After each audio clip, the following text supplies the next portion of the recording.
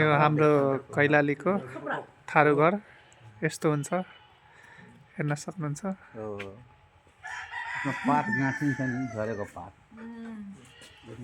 यता घुमाइदिनु। यता छ कि यस्तो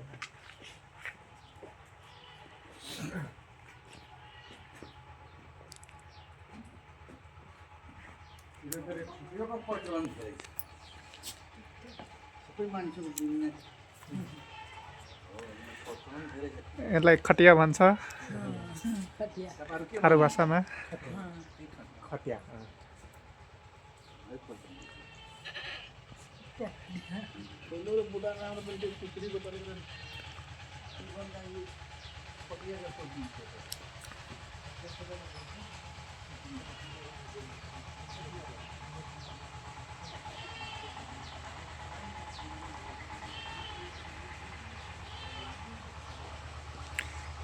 यो माछा मार्ने डेलुवा।